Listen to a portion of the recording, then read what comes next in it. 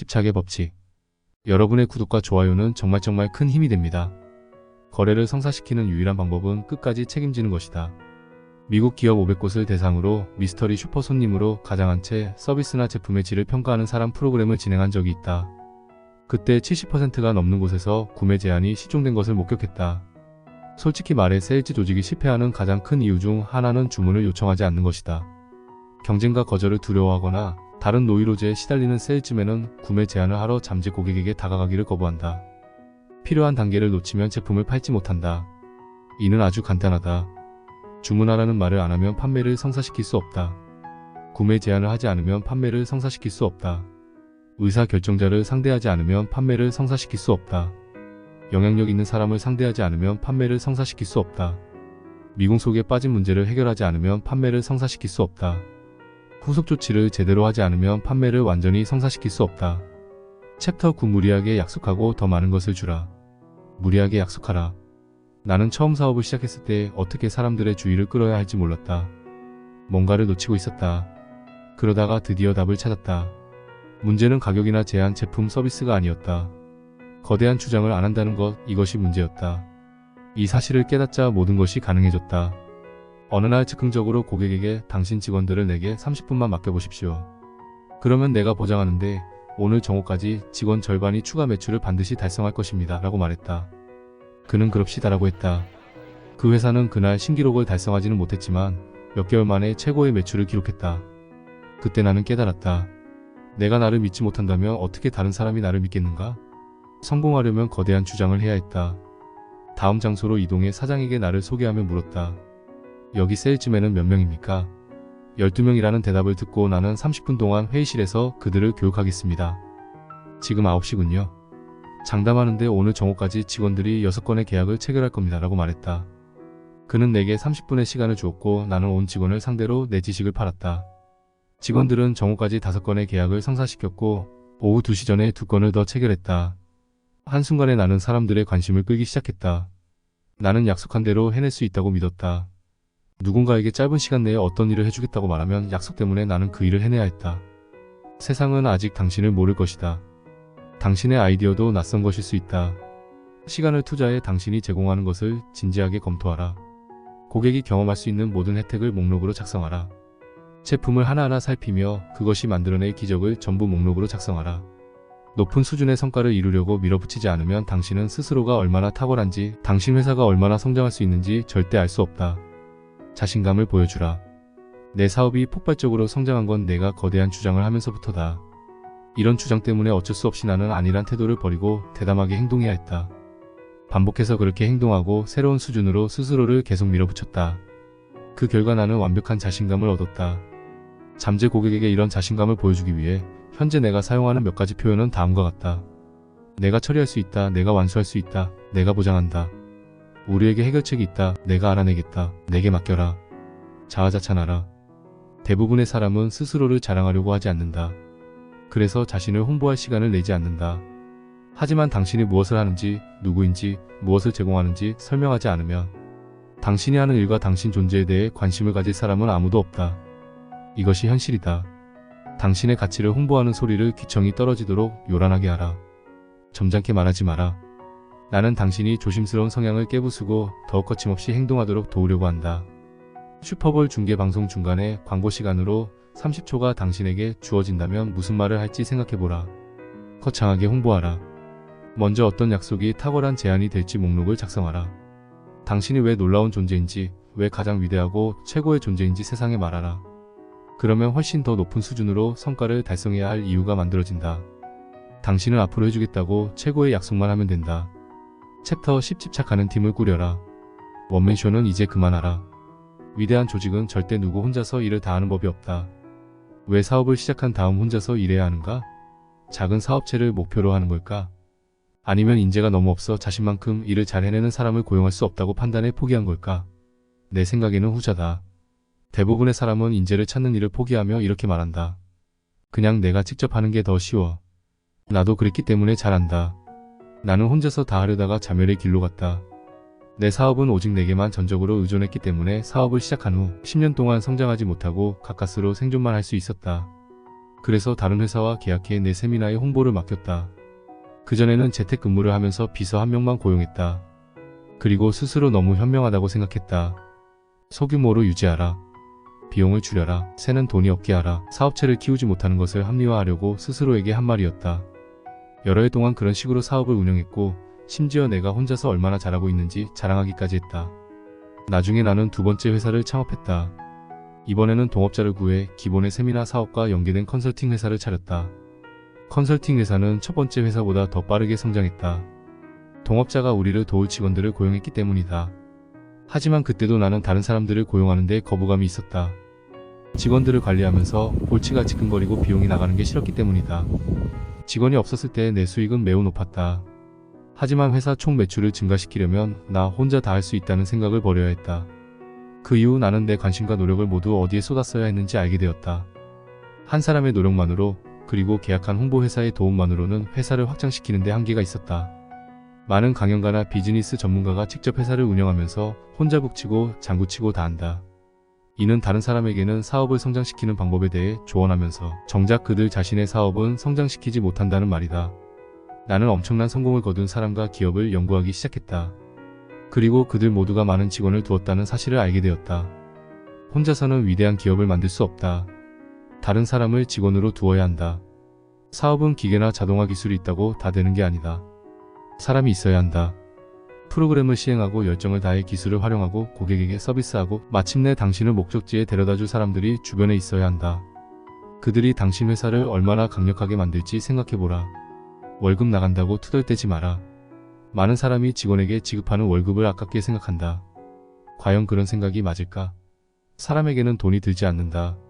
사업을 성장시키지 못할 때 돈이 든다. 새로운 직원을 고용할 때마다 당신은 더 많은 돈을 벌어야 마땅하다. 그들이 더 많은 돈을 벌어다 주지 않으면 당신은 직원을 잘못 뽑은 것이고 그들을 제대로 관리하지 못한 것이다. 나는 처음에 5명의 직원을 두었다가 점차 몇백 명으로 늘려갔다. 직원들에게 나가는 월급의 규모가 엄청나게 커졌지만 회사의 수입도 함께 증가했다. 예전과 비교해 세후순이익이 5배 늘었으며 전체 매출은 거의 100배 증가했다. 이건 다른 좋은 소식에 비하면 빙산일각이다.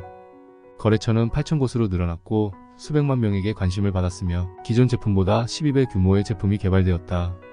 무엇보다 가장 귀중한 결과는 내가 매일 관여하지 않아도 회사가 저절로 굴러가며 성공해가고 있다는 사실이다. 이제 나는 내 집중력과 노력을 내가 가장 잘하는 일에 쏟을 수 있다. 당신의 직원이 곧 당신의 능력이다.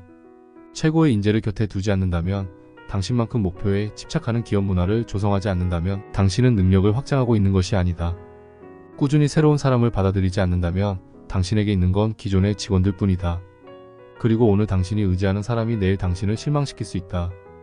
따라서 사람에게 계속 투자하라. 사람에게 적게 투자하는 것은 회사의 성공에 집착하지 않는 것이다. 챕터 11 통제 강이 되어라.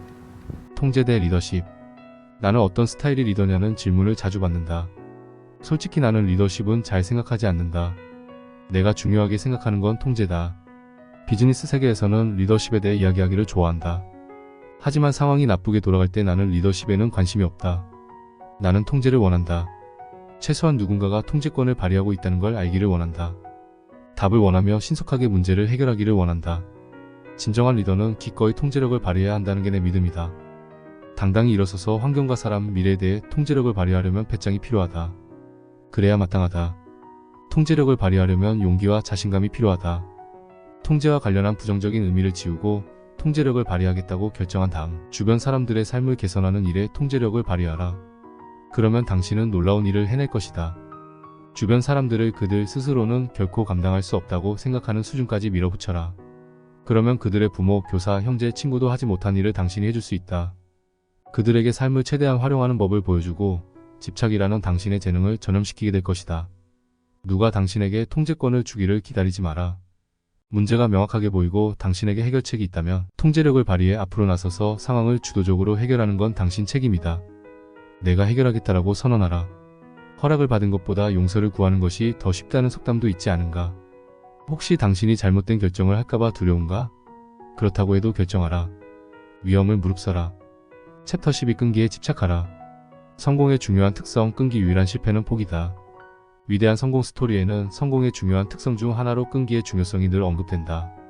사업을 처음 시작했을 때 나는 대박을 터뜨릴 새로운 아이디어를 들고 프리젠테이션하며 돌아다녔다. 세일즈 트레이닝 프로그램을 독점 판매하는 일이었다.